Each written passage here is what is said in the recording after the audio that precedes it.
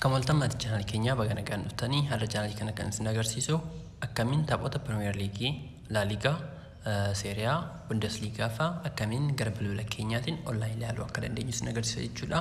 Amma video kan wajjin tura. Ka jalqaba gara Chrome keenya deemuudhaan search bar irratti jam question jennee barbaanna jechuudha. Jam question erga jennee booda search goona jechuudha. Jam question erga search goone booda akkatti nu dhifa jamquestion.com kan jedhu irratti jalqabarratti jam question is a site focused on providing simple day-to-day answer to Ethiopian question jedha. Jalqabarratti jam question jettee jalqabarra jirtu kana gadi tuqna jechuudha.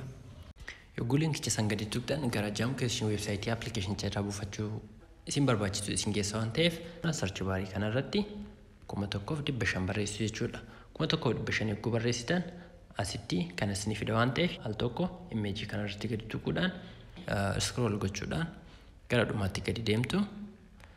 Gara dhumaatti deemtanii immoo iddoo application itti buufachuu dandeessan isin geessa jechuudha. Asirratti iddoo download bakka jettu jirti. Bakka download kana jettu gadi yoo tuqxan gara application jiru redirect isin godha jechuudha.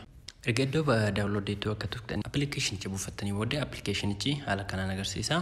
Application irratti kwasi ilaaluu barbaadan fakkeenyaaf quality HD quality dhaan bein sportidhaan yoo ilaaluu barbaadan quality 180 120 260 Premier League, La Liga filatanii kwasi barbaadan keessaa ilaaluu dandeessu jechuudha. Fakkeenyaaf quality kana yoo ilaaluu barbaadan asirratti yoo tuqxan kwasiin sa'aatii isin ilaaluu barbaadan kanatti taphni kubbaa milaa jira yoo ta'e listii isaa asirratti argitanii listii kana keessaa kwasi barbaadan filatanii ilaaluu dandeessu jechuudha.